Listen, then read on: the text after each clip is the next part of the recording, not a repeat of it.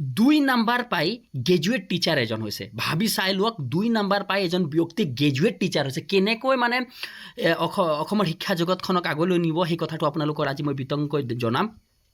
আসাম টেটৰ সোমবাৰে যিটো গ্ৰেজুৱেট টিচাৰবিলাকৰ ফলাফল ওলাইছে তাৰ ফলাফলৰ তালিকাবিলাক কেনেকৈ ধৰণৰ নাম্বাৰবিলাক আছে অলপ চাই লওকচোন।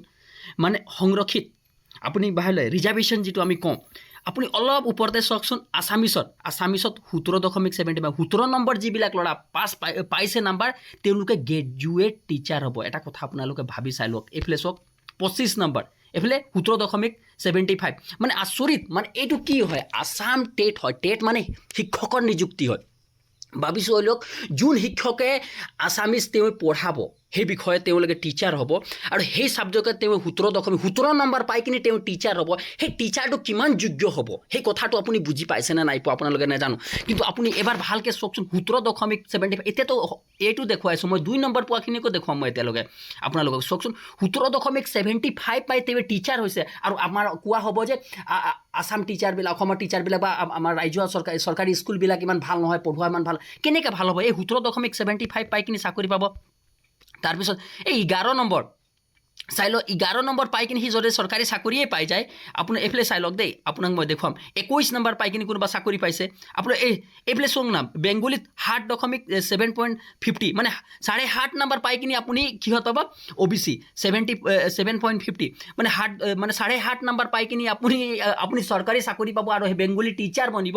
আপুনি কি পঢ়াব আৰু কেনেকৈ জানিব? এইফালে চাওক আকৌ 25.75 25 নম্বৰ পাই কিনি SC বিলাকে ডাইৰেক্ট চাকৰি পাইছে এই সংৰক্ষণৰ নামত। মানে টিচাৰবিলাকৰ সংৰক্ষণৰ মোৰ হিচাপত চাওক দেই, মই আপোনালোকে বেয়া পাই নাজানো, কিন্তু টিচাৰবিলাকক সংৰক্ষণ দিব নালাগে। কিয় নিদিব নালাগে? কিয় টিচাৰ এজন মানুহক গঢ়ে, যিবিলাক ল'ৰা ছোৱালী গঢ়ি সেইবিলাক মহান এজন ভাল ব্যক্তিত্ব। আপুনি চাকৰি ডিফেন্সৰ ক্ষেত্ৰত দিয়ক, যিকোনো চাকৰি ক্ষেত্ৰত আপুনি সংৰক্ষণ দিব পাৰে, কিন্তু টিচাৰৰ ক্ষেত্ৰত মোৰ হিচাপত সংৰক্ষণ দিয়াটো ইমানো মানে উচিত বুলি মই নেভাবোঁ। কিয়নো টিচাৰবিলাকতো মানুহৰ মানে জীৱনটো টপ পইণ্টত যিবিলাক ল'ৰা বহি থাকে তেওঁলোকক পাব লাগে। এইফালে চাই লওকচোন আপুনি 25 এইফালে 7 আপোনাৰ নাম্বাৰবিলাক চাই লওক। এই 20 নম্বৰ পাই কিনে আপুনি আছামিছত যদি 20 নম্বৰ পাই কিনে আপুনি চাকৰি যদি পাব কি থাকি যাব? এইফালে 19.75 19 পাই কিনে আপুনি চাকৰি পাব।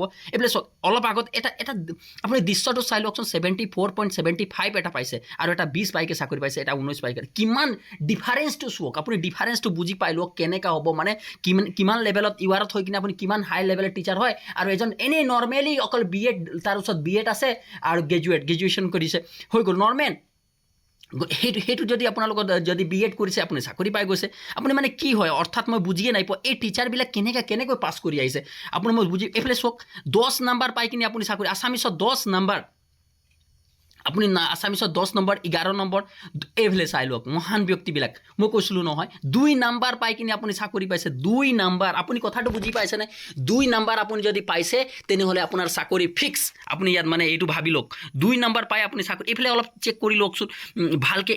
এইটো মানে আপুনি কি বুজি পাইছে? আপুনি ইয়াৰ পৰা কি দৃশ্য মানে কি অনুভৱে আপুনি মানে কি পাইছে বুজি? মই একো বুজিয়ে নাই পোৱা যে ইমান কম 21 20 2 17 18 এনেকৈ পাই যদি আপুনি চাকৰি পাইছে তেনে আমাৰ শিক্ষা জগতখন কেনেকৈ উন্নতি হ'ব? বা আমি শিক্ষা জগতখনত উন্নত মানত ল'ৰাবিলাকে এই মেট্ৰিকত পাছ কৰা ল'ৰাবিলাকক যে আমি ষ্টেণ্ড কৰাম এইটো কৰিম। আমাৰ ল'ৰাবিলাকক চাওক আমাক 80 90 নম্বৰ লাগে, কিন্তু টিচাৰবিলাক যিবিলাক হয় সিহঁতি 2 নম্বৰ পাইকে যদি যাব তো সেই 2 নম্বৰ পোৱা ল'ৰাবিলাকৰ যিবিলাক টিচাৰ আছে সেইকেইটা কেনেকৈ 80 90 এটা ল'ৰাক মানে পোৱাব? আৰু সেই চৰকাৰী স্কুলবিলাকৰ উন্নত মানে কি শিক্ষা জগতখনক কেনেকৈ উন্নত? তাতকৈ ভাল ডাইৰেক্ট মাষ্টৰবিলাকৰ নিযুক্তি দি দিব লাগে যে তুমি পঢ়িছা লৈ ল'ব লাগে। 2 নম্বৰ পৰীক্ষা লৈ কিনে কি ফাইদা কি বেনিফিট আছে? 2 নম্বৰতো কোনেও পাই যাব।